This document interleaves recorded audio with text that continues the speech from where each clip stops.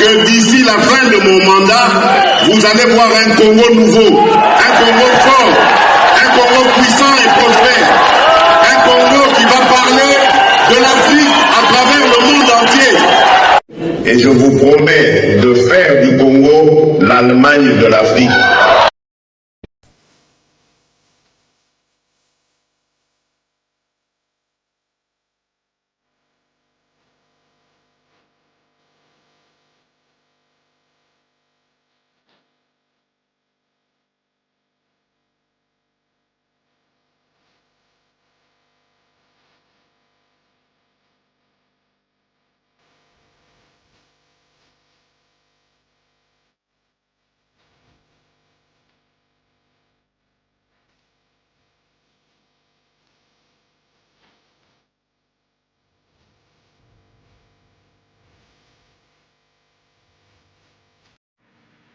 Bonjour Bandeko, Balandia Chronique du Net TV. C'est toujours plaisir que vous allez liboso na bino pona ko memela bino ba analyse oyo nazo benga ba analyse organique, réfléchie. Alors na kati ya émission nazo memela bino le pourquoi Tshisekedi a une mission. Tangu ba communicateur na ye nyoso bazoloba azana mandate, azana mission. Alors j'ai bien compris après que ça la lecture ya makambo ebele oyo Tshisekedi aza ko accomplir. Oui, Tshisekedi aza na mission. Bandeko mama na ngai Marie Antoinette Makayabu boko zala surpris na makambo naza koloba pona mission ya Tshisekedi Tshilombo Félix Fachi Beton. Makambo ya koloba eza ebele.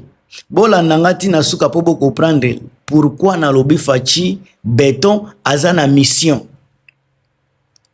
Alors depuis 2029 ce que bandi ko tala makambo Tshisekedi aza ko sala.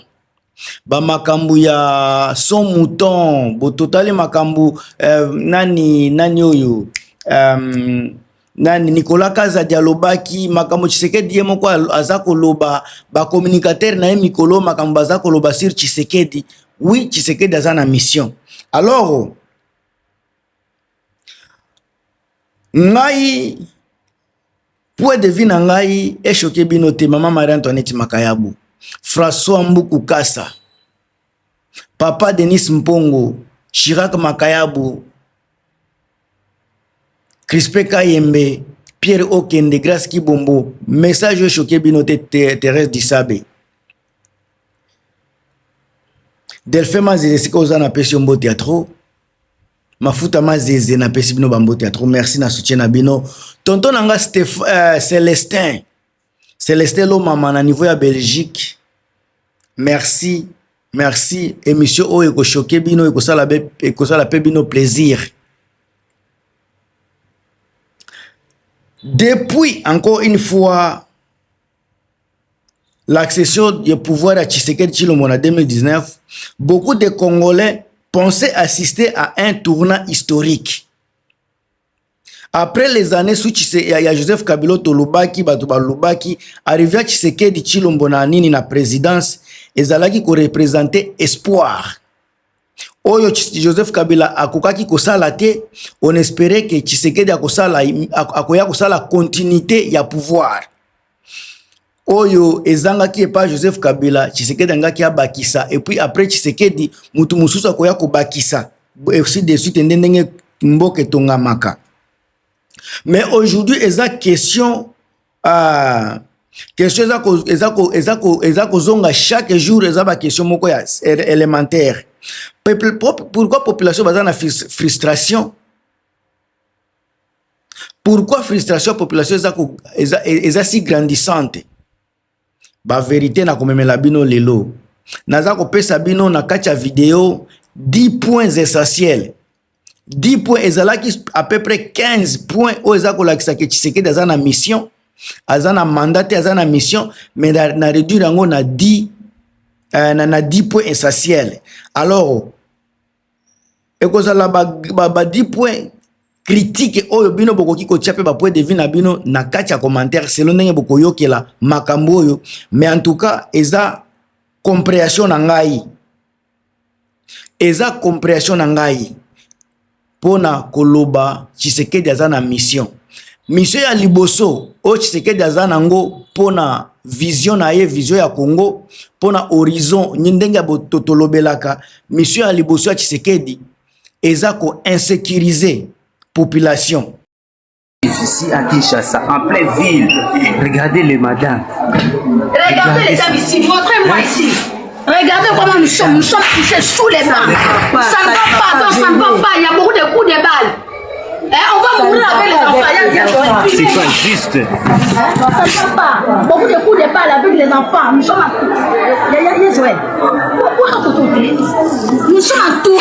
entourés par les...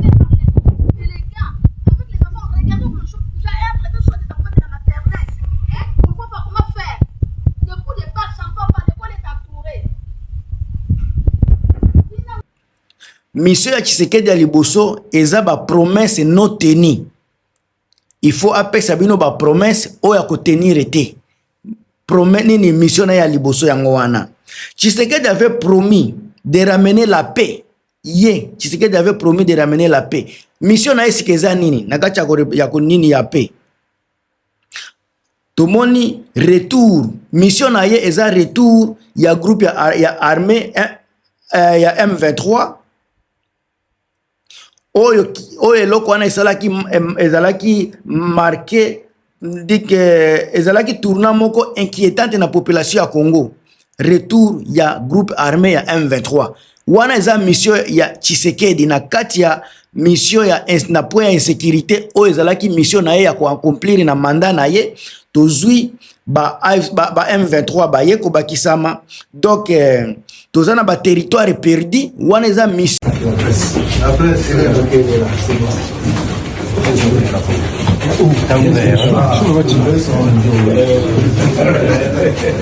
Je peux aller? Oui. Et voilà. Et vous avez vu l'aiguille? Ah voilà, elle est à 20 bars, donc maintenant il y a 20 kilos par centimètre carré de pression d'eau qui monte là-haut. Ah, ça vient de là pour que ça monte au niveau de citernes. Donc ça part. Il y a beaucoup de monde, mais on pourrait aller voir à côté le dispositif. Bien sûr. Oyo Tshisekedi ayaki nango, toza na territoire perdu, toza na ba population déplacée pendant mission ya Tshisekedi oyo aza nango, massacre oyo eza ko continuer chaque jour. Wana eza mission oyo Tshisekedi ayaki ko accomplir attaque président ya république. Parce que makambo akuta kite yango ayeko bakisa wa yango zalaki mission na ye. Amemeli biso insécurité. Na kati insécurité toza na ba groupe armé ebele, à l'occurrence toza na ba M23 na kati, ba territoire eza perdu sous Tshisekedi, population baza déplacée sous Tshisekedi, plus de 7 millions de population déplacées sous Tshisekedi. Ba massacre o eza ko continuer chaque jour. Alors même l'état de siège o ya lobelaki n'a pas donné des résultats concrets, ba résultats attendus ezalaki te. Alors la population a l'impression que l'État a perdu le contrôle. Ponanga eza ko perdre le contrôle te. Tshisekedi eza ko perdre le contrôle te, mais aza na kati ya mission na ye. Donc tant que mission na ye ko sila te, moye pe atika bokonzi eza te yango bazolobela troisième mandat à continuer mission na ye nano silité, il faut continuer qu'on sécuriser la population de plus en plus. Yami balé deuxième élément ponanga encore une fois eza konini ko komisa FARDC ba clochard à démobiliser bango, à démoraliser bango, à komisi bango vraiment na situation moko désorganisée, na situation moko ya faiblesse. Alors biso nyonso toyebi ete ba FARDC baza sujet ya critique, baza okera ba critique na makambo ebele. Soda Congo. Soda Congo là,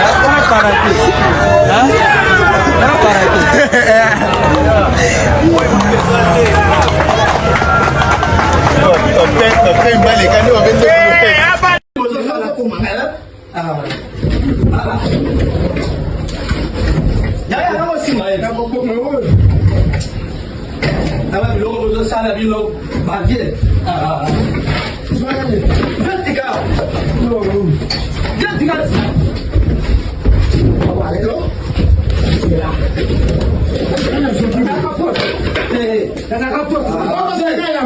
nakotika biloko bozosala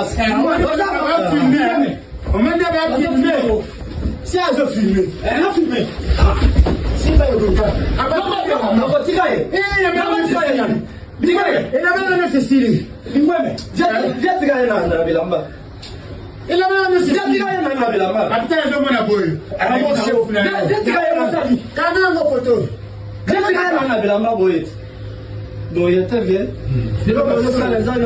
Tout ce qui se passe le loyo, baza au critiquer ba FARDC. Pourquoi? Manque d'équipement. Tout le monde a militaire azola ta tenir le qui na munene. Botine mulai, musu azola ta botine ya nini ya cuir, moko ya plastique. Pona nini? Manque ya équipement. Ya mibale eza mauvaise logistique. Nyonso wana eza ba mission ya Tshisekedi. No nini manque ya logistique, ba corruption interne au sein ya armée. Corruption interne wana toujours eza ba mission continuité ya Tshisekedi o eza mandaté eza mission na ye il faut ezala ko silisa valeur ya ba FARDC. Alors certains soldats ne sont même pas payés baza pe na mindu kite ba soldat misusu Kinshasa ba solde na bango eza ba nakolo ba salaire irrégulier ba solde irrégulier et yaka constamment et yaka tamusu après ba 4 mois après 6 mois semaine passée na like 5 vidéo militaire aza kolela aza na 6 mois impayé aza kolela 6 mois baza ko futa yete aza na souci ya bana Kinshasa ezali la belle aza na front baza kofuta yete souci na ye aza traumatisé pour la situation ya bana ou atikaki na ndako kwa kene na fond. Encore pire encore bandeko, le pire les recours à des milices locales eza pe mission ya Tshisekedi na kati ya FARDC asali recours ya bawazalendo. Alors oza komonkola ça déjà perdre eza nini perte ya contrôle stratégique ya nani ya ba FARDC. Donc à détruire bango, à démoraliser ba FARDC, à affaiblir bango, à kotisi bango na kati ya dépression et puis à ekola musa ba groupe milice. Bomoni stratégie mission ya Tshisekedi yango wana ya mibale eza koya ko affaiblir ba FARDC, ko démoraliser bango, ko komisa bango na nini na stress moko élevé. Ya misatu bandeko mission ya Tshisekedi eza mission moko oyo mutu nyonso ayebi eza mission moko légitime oyo Congolais faut kobetela toujours Tshisekedi maboko eza corruption. Système ya Tshisekedi eye na mission ya corruption ko corrompre nde makambo bango bayebi. Mission oui Tshisekedi aza na mission ya corruption eza parmi mission oyo ayelaki oyo faut continuer na ngoti na ba 3e mandat. Alors l'un des plus grands espoirs à 2019 ezalaki fait ya corruption oyo bango moko bazalaki koloba Joseph Kabila nini régime na ezalaki régime ya corruption. Tshisekedi donc azalaki censé ya ko éliminer makambo wana ya ko silisa yango, mais otoza komona ça devient pire que avant. Alors nakati a fait le système est resté presque nakati ya désordre, nakati ya dérobe systématique. Alors mutu lokola Vital Kamerhe o balobaki azana makambo ya 100 jours condamné pour détournement de fonds puis libéré et réhabilité politiquement. Ba message envoyé à la population ezanini wana. La justice n'est pas constante. Ndenge kaka basalaki moko kaka nazoloba ya ndeko na biso Kamerhe.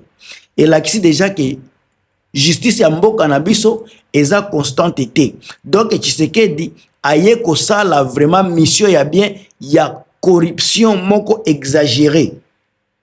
Ba détournement eza ko continuer eza parmi mission ya Tshisekedi ko détourner mbok baba trésor public, ko détourner avenir ya peuple congolais, ko détourner image ya mboka ya Congo eza plan ya mission ya Tshisekedi Chilombo.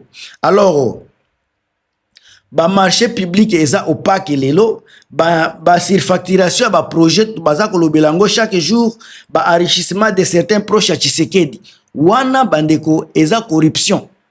Tokende musika te, ndeko na biso Chilombo, tango tokolobela makambo ya ba 100 jours ya Chilenjelu, ba programme ya banini ya ba pyramide, ba zero trou, mbongo wana nyoso. Eza mission ya président na biso Fachi Beto, il faut tobete la maboko. Abongi na 3e mandat parce que il fait trop. Azako sala mingi, azako détourner mbongo ya l'état. Azako ba corruption eza ebele, peuple azako se retrouver te. Pourquoi topé ça 3e mandat te bandiko? Pourquoi topé ça 3e mandat te? Corruption le qui? Donc mission na yango wana. Toza ko betele maboko chaque jour parce que toza d'accord na makambo azo sala. Élément mususu 4e mission Tshisekedi bandeko eza programme phare. Oza mal géré. Donc à côté ba programme mais à organiser, à programmer ndenge ba ko manipuler population pour mbongo wana ezonga na maboko na bango. Eza toujours mission parmi mission Tshisekedi. Programme encore une fois na kotika la kaka na programme ya 100 jours. Tolobaki yango, tolobelaki yango, mutu nyonso ayebi. Présenté comme un symbole à rupture entre yé na justice. Donc programme phare o eza mal géré. Déjà gérance ya programme ya 100 jours ezalaki mal géré. Mutu nyonso ayebi yango. Alors eza déjà exemple moko ya rupture ya gérance ba kotisi mission ya kosala nini ya kotisa mauvaise gouvernance, mauvaise gérance na makambo ya l'état. Alors projet nyonso bomona ka Tshisekedi ezalaka ba projet inachevé, bozombo mona ba fonds détournés, résultat ezalaka limité sur le terrain. Alors même constat pour d'autres projets d'infrastructure nyonso bandaka esukaka na katikati, soit bakosala ngo likolo bakobimisa bambongo moko colossal projet ya 10 millions, mais musala bakosalela ya 1 million ndenge baza kosala.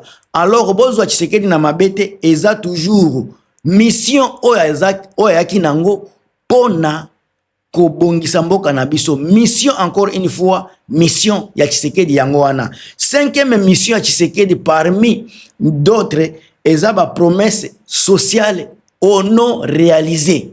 Alobaki ba militaire bakosomba mituka. Alobaki ba militaire bakosomba mapangu. Alobaki justice équitable. Ba promesse nyonso toyebi pona Tshisekedi. Alobaki kotonga université na niveau Équateur au standard ya Harvard. Alobaki akokomisa biso na fin ya mandat na ye, akokomisa Congo, Allemagne d'Afrique. Toza na fin ya mandat ya Tshisekedi. Balobaki ba emploi ekozala, amélioration ya niveau de vie à population congolaise, accès à l'eau potable na électricité. Makambo wana nyonso za ba promesse ya Tshisekedi. Mais aujourd'hui nini toza komona chômage est élevé de tous les temps na Congo. Inflation est ressentie na couche sociale. Ba conditions de vie toujours difficiles na Congo. Alors tout le monde est en train de pleurer. Tol banda kolela te, bande kotanke toza ko betela Tshisekedi maboko, cela veut dire que toza ko accompagner ye na mission. Alors tangu oza kolela, ozo betele maboko, yo moko oza ko mitia na confusion. Soki aza mauvais président, ko betele maboko te, la kisa ye place aza ko sala mabe, soki azo ko kate bolongola ye, botia mutu mususu. Mais soki ozo betele maboko, donc oza ko assumer makambo aza ko sala. Vie na yo eza a danger, vie ya bana no eza a danger, avenir na yo eza prise en otage, wana eza mission ya Tshisekedi Tshilombo Félix. Donc soki boleli bokolela na bino ti boko soki ti lobby, mais ye musala na ye, objectif na ye aza na mission. Mission eza ko tia bino na se ya ko détruire mboka na biso, mission na ye eza ya kukosa insécurité, mauvaise gouvernance ya ba pillage, makambo wana nyoso. 6e élément, gouvernement, mission ya Tshisekedi eza na mission ya gouvernance instable. bazana mission ya politique d'alliance. Alors gouvernance instable et politique d'alliance yangonde makambu kilelo. Depuis 2019, qui n'a jamais constaté ce qui se passe au Congo aujourd'hui? Le pouvoir a été marqué par la rupture avec la coalition. Nous avons une coalition avec Joseph Kabila, coalition nini création union sacrée, ba récompense politique et autres hommes na constante. Résultat est nini? Nous avons une instabilité, na kati ya mboka na biso, ba décision imprévisible, toza komona ezali kambo koloba kutute. Alors ba perception des pouvoirs centrés sur la survie politique de système Tshisekedi aza kosalela. Pourquoi tout ça? Parce que eza mission. C'est une mission que Tshisekedi a préparée pour le peuple congolais. Le sixième élément, je vous ai parlé de la gouvernance instable et la politique d'alliance. Yango mutu asala ki eza parmi ba mission na ye. Tango asilisi mission na akuelimine akena makamu mususu. Bomoni asali mission avec Ameri a éliminé bango, avec Joseph Kabila éliminé bango, donc azokene na élément mususu. Toza sika na 7e mission ya Tshisekedi il faut accomplir na ba mandat na ye. Donc azana mandat na mission na ye. Ye azana mandat azana ba mission. Élément mususu ezana ba dérive autoritaire otozomona na mboka na biso eza parmi ba mission na ye. Ye mutu alobaki azali kolobela démocratie asa aleka na ba télévision chaque jour pona kolobela démocratie otozomona lelo otoza komona lelo na yebi na ndimite ke eza vraiment démocratie. Ba accusation de gauche à droite na régime à Tshisekedi bazo lobela ba répression ya ba manifestation bozomona yango bazo lobela ba pression sur l'opposition. Encore une fois ba restriction ya liberté eza na mboka na biso moya koloba ezate olobi boye ozana problème combien de personnes bazana prison bati loko balobaki wa makambo ya nini prison soki oye koloba likambo balingite ozana problème. Alors démocratie ya mboka na biso eza fragilisée. Ce n'est pas par hasard mais eza mission ya Tshisekedi. Mission ya Tshisekedi o boza komona eza par hasard ete eza biloko azalaki nango na plan ya ko déstabiliser ba institution nyonso. Donc mission na ye eza ko continuer toujours ko kokisama bokolinga bokolela mission na ye eza ko continuer. Ne 8e mission eza makambo 8e mission ya Tshisekedi eza isolement politique et manque de dialogue. Plan na ye mususu yango wana. Donc face aux crises otoza nango lelo Tshisekedi aza koboya ko dialoguer avec certains acteurs politiques bien sûr, tension avec l'opposition interne toza komona yango, difficulté à créer ba consensus national. Résultat toza kozwa nini? Na makambo wana nyonso résultat toza kozwa ebele. Na kopesa kaka moko, le pays avance sans véritable unité. Mboka na biso mutu nyonso yebi keza fragilisé à l'interne. Et comment makambo ya mboka batu ya Kasai, batu soki ya nini ya ba Congo, batu ya Kivu. Donc le pays est comme net morcelé, bien que toza place moko me pays eza stende na kati. Ba nini division cohésion eza lisusu na kati ya mboka na biso te. Wana eza parmi ba mission ya Fachibe. Ba mission ya Fachibe. Mission ya Fachibe ton. Alors, 9e mission ya Tshisekedi. Fachi Beto azana ba mission ebele. 9e mission ya Tshisekedi bandeko yangoyo. Richesse du pays, la pauvreté du peuple congolais. Richesse du pays, la pauvreté du peuple congolais. Mboka na biso eza riche en minerais stratégiques comme mutu nyoso ayebi. Mais mauvaise gestion des contrats miniers eza wana tozana ba faible redistribution tozana eloko musupe bazobenga ba bénéfices captés par des élites. Mbongo ekomela ka population te, mbongo etikala na maboko ya ba élite. Constat o tozana ngo, constat o tozo komona, le pays est riche avec une population pauvre. C'est ça le contraste. Pays est nango riche, mais est-ce que le peuple est riche? Non, le peuple est pauvre. Wana eza eloko moko très capital, eza parmi ba mission o Tshisekedi ayaki na kosala ko bloquer ba mbongo.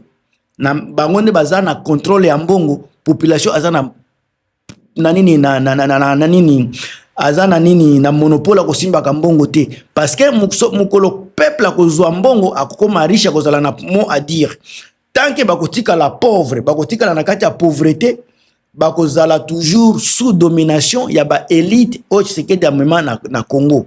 Alors ils a parmi ba mission ya Tshisekedi akotika population pauvre sa misala botika la kaka na kobetela ka bango maboko. Le deuxième élément qui est le dernier na makamunaza ko sala lelo pona ba mission ya Tshisekedi tozomona ba perte de confiance progressive sur tous les plans ezala international que national. Ba perte de confiance progressive. Depuis 2019, la confiance s'est érodée. Oyo Tshisekedi a pesa ki batu espoir mukola zwa ki bokonzi na 6 ans oyo confiance esili. Pourquoi?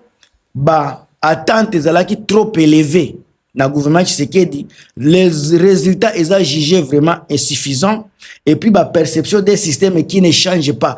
Système Tshisekedi est un système oyo qui jamais ko changer quotidien peuple congolais. Alors au final tokolo banini ba frustration est plus forte aujourd'hui parce que l'espoir était immense. Ce qui espoir au Tshisekedi appelle ça qui n'a pas promesse na ye lelo ba nini yango et s'éroder bongo, c'est parce que espoir au appelle ça qui n'a peuple congolais là qui immense, mais au retour batube komona lukuta sur lukuta. Alors le problème n'est pas seulement ce qui ne marche pas. Le problème c'est les promesses non tenues et les réalités d'aujourd'hui. Le régime de Félix Tshisekedi fait face à un défi majeur. Regagner la confiance des peuples qui menacent à douter. C'est ça le problème d'aujourd'hui. Alors, Bandeko, dis-moi en commentaire, c'est que la situation est-ce que la situation s'est améliorée depuis 2019 ou est-ce que la déception est totale na makambo nyonso? N'oubliez pas, il y a qu'à s'abonner, il y a qu'à j'aime na bino, il y a qu'à partager vidéo et puis encore une fois, j'aime ebele. Ngam tu nabino Gilmas, encore une fois, merci na soutien nabino, merci na participation na émission Tinasuka. Bye.